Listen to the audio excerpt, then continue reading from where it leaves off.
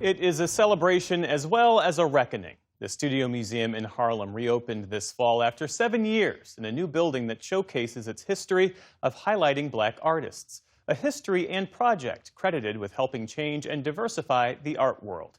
Senior arts correspondent Jeffrey Brown visited the museum for our Arts and Culture series, Canvas. Today, Thelma Golden is a widely respected and much-loved figure in the art world. But everyone has to start somewhere, and as it happens, an important somewhere for her was as a young intern at the very place she's now led for 20 years, the Studio Museum in Harlem. This museum opened up a whole world for me, because here was this museum that was founded so specifically to steward the work of black artists. And what I encountered here as a young person was a group of people who were so passionately committed with so much purpose, and that were doing it in ways that didn't ever occur to me were possible. All these years later, Golden is presiding over the reopening of the museum in a stunning new $160 million building that somehow fits into its former site on 125th Street in the heart of Harlem, an historic center of Black American life and culture.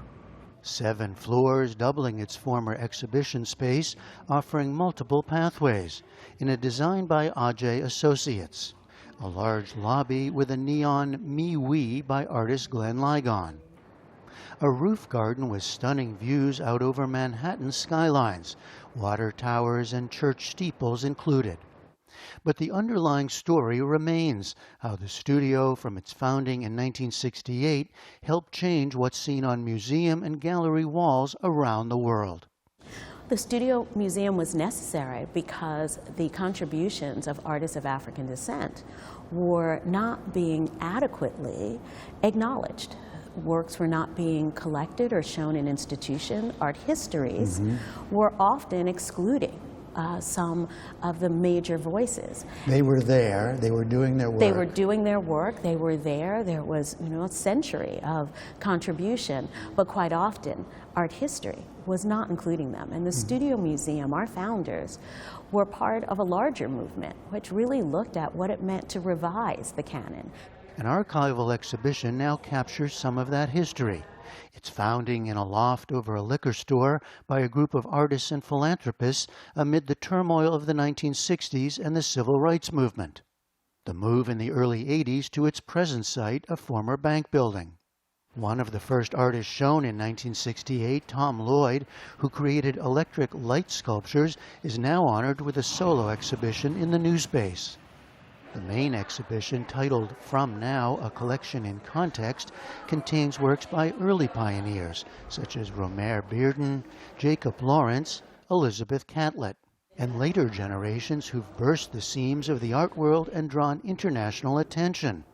A few among very many, painters Kerry James Marshall and Jean-Michel Basquiat, photographers Carrie Mae Weems and Dawood Bey, sculptor Barbara Chase Riboud. It also captures the diversity of black art, political as in David Hammond's Pray for America, and personal, Tom Feeling's Mother and Child, representational, Barclay Hendricks' Lottie Mama, and abstract, William T. Williams' Train. There is no one way we can describe black art. That, is where we understand the sort of multiplicity of voices, the multiplicity of ways of seeing and imagining. Another exhibition celebrates the Studio Museum's Artist in Residence program, which has given space, time, and support to more than 150 artists and helped launch many international careers, including that of 36-year-old Jordan Castile, who grew up in Denver knowing of the museum's history before coming to New York as a young artist. Word on the street amongst artists was so attached to what this museum had done for them, either personally or a place that they would visit, a sense that they could feel themselves and belong to them, whether they were a resident or not, it didn't matter. They ultimately all felt a sense of belonging. And I think you wanted to be part of that. And I wanted to be a part of that. I desperately wanted to be a part of that. And when I got the call from Thelma Golden, I remember thinking this was a moment that could change my life forever. One of the paintings Castile made during her residency, a portrait of Kevin the Kite Man, a man she saw every day out her window across 125th Street. It became part of a series of paintings of local figures with the goal of representing the neighborhood, bringing its people and life inside the museum. I wanted to create that bridge, quite literally, in terms of the representation, the furthering of the bridge of what this institution meant for me, and like wanting to share it out onto the street to the people that I was meeting.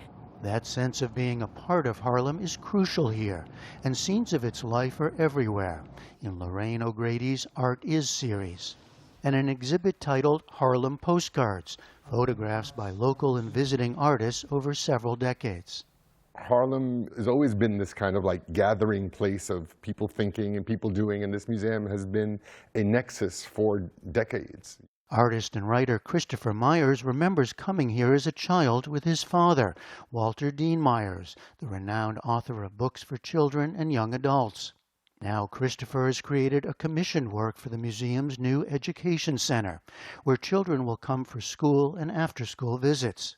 His large paintings on steel, titled Harlem is a Myth, portray local figures, the famous such as Kareem Abdul-Jabbar and Every Day, young girls in front of a movie theater, giving them mythological wings and other traits. I'm thinking about just the kind of mythic resonance of all those people. I mean, literally, because you're making them into mythic characters. Of course. Yeah. I feel like sometimes we lose sight of the specialness of what it means to be part of a myth like Harlem. I mean, especially for young people to understand that they need to imagine themselves to be larger than their environment, larger than their world. They need to imagine themselves to be as big as Harlem. If the Studio Museum originally opened in one period of turmoil, the 1960s, it reopens in another, amid attacks on diversity programs, museums, and how American history and culture are presented. It continues the resolve for what it means to have public institutions that are committed to, what it means to create space, right? In moments like this, our archive, keeps telling me so much from the past of where this is exactly where our founders were in 1968. So also thinking about this as the legacy of this institution, right? To continue to work in ways that promote, the sort of widest ideals of democracy and justice. On the one hand, the museum celebrates its success in helping widen the lens of the larger art world. On the other, Golden insists the necessity of a museum capturing the vision and voices of black artists is as strong as ever.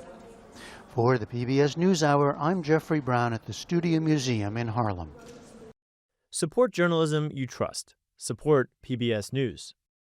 Donate now, or even better, start a monthly contribution today.